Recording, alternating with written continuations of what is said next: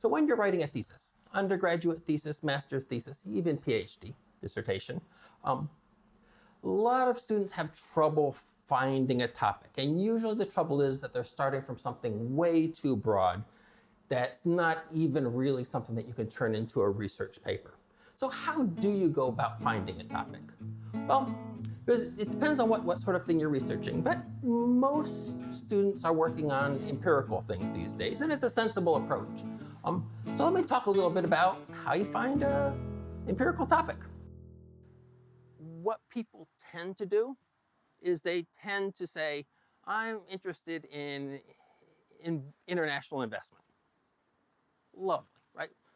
You can go into the library and there's shelves and shelves and shelves of journals with international investment. That's, well, but you're interested in that, fair enough.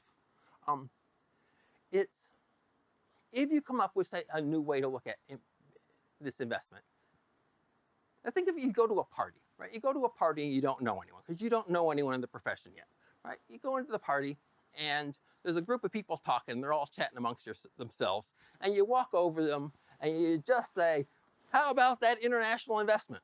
And they were talking sports. Well, you're not getting into that conversation, right?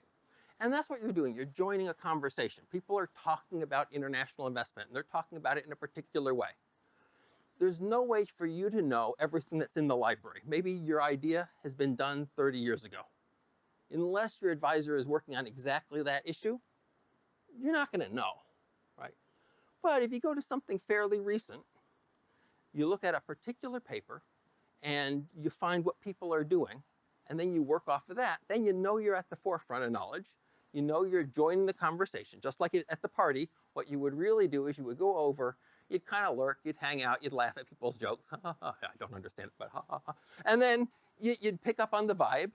And then when you had something useful to say, you'd join in the conversation. Then as you got better, you'd steer the conversation, right? This is, and it's the same thing. You're joining a conversation. People are talking about this topic in the literature, and you're joining there. So you have to join people where they are.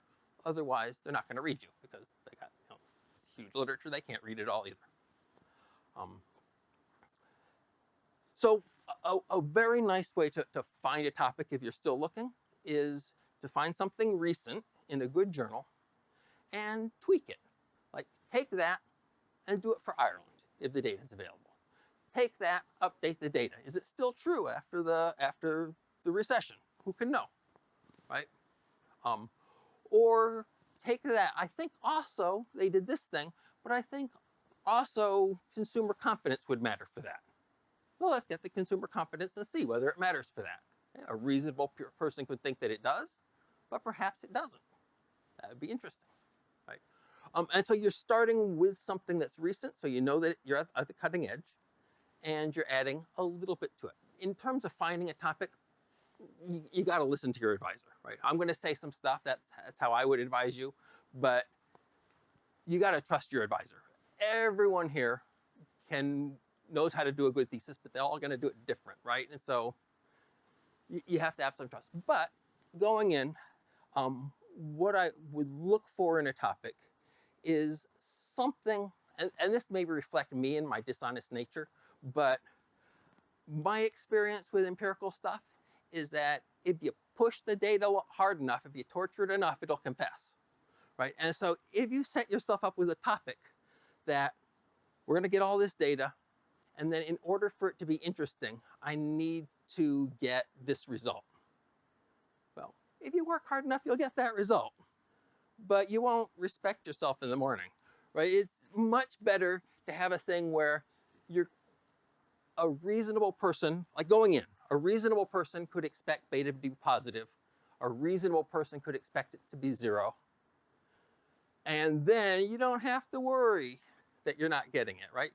Say, okay, we have a different ways you could look at it, and you would get different results, and then we find out what it is, right? And then you can say, well, I ran 43 regressions, and 40 of them turned out positive, and 3 of them turned out, well, two of them turned out 0. On balance, as a scientist, I feel like it's probably positive, right? So I think particularly because you're working on a deadline, if you have a question that is only interesting if you get a particular result, it's very hard to maintain, at least for me, that scientific objectivity and what is it really, because you feel like you need that result. So the kind of question that's very useful is like, they have this thing and people have speculated about what happens, and we're going to check. Some people suggested that this would affect, right? It seems reasonable that this might affect it, right? And if you can convince yourself, yeah, it seems reasonable, and then the data says it doesn't, you say, oh, that's surprising. Right? I can find no evidence that it does. It seems like it should, but it doesn't. That's cool. Or people speculated that it did, and it seems to in my data. That's nice. Look, we confirmed the thing, right? It's not just speculation now. Now it's science. So those are nice, where you have either a conflict in the literature or probably the conflicts are overanalyzed already, but something where a reasonable person could think either way, that you can tell a story either way, and then you don't have to worry about what you get. You can just really be the scientist about it. Now, one advantage of basing your thesis on somebody else's paper. First, of course, that gets you into the forefront of the literature. It gets you talking the same conversation as everybody else, so you can join in. But it also does something else. As you're going through and doing your thesis, there's going to be hundreds and hundreds of decisions you have to make.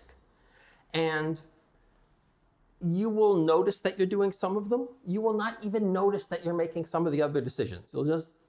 They'll pass you by. And each and every one of those decisions is something that you have to defend. Right? And so if you are rolling your own, if you're coming up with your own thoughts and finding an empirical strategy to do that and not basing it on anyone else's, well, first of all, no one's going to be listening to you because you're not talking with them. You're talking past them, right? You need to meet them where they are. But also, that means every single one of those hundreds of decisions you are on the hook for. You have to defend. And you will know 20 or 30 of those things, and you will know the issues with 20 or 30, but you will not know the issues of all of them. Right? Many of them won't even occur to you. But they probably will, some of them at least, will occur to the people who are grading your thesis. And they'll say, well, why didn't they deal with this thing? And you didn't even defend it. And, and there you go. You've missed out. You've done this, you've made this decision. It is, of course, possible to argue the other side, right? Because every decision is imperfect. Every decision has pluses and minuses. And so if the reader focuses on the minuses and you haven't addressed those minuses or talked about them, that's a problem for you, right? But if instead you based your work on someone else's, first of all, you're meeting the literature where it is. You're at the forefront of the literature because you're working with a paper that is recent and in a good journal. And you're adding something to it, something small, but something real, right? And so you're adding something to it, and then you're going to make some decisions, but you're going to know, because you're based on this core, you're going to know what you've done that's different from them. And the rest is going to be doing what they do, right? And some of the things that they do are things that you don't know the history of the literature at this stage. Right? You'll learn as you go along, but at this stage, you don't know the history of the literature. And there may be things that seem just obvious in there that you wouldn't have thought of, because in the last 40 years, they've been hard-earned by many, many people working really hard. And you just starting out, you won't know that, and you'll do it wrong or differently, and that will be a problem for you if you're doing your own.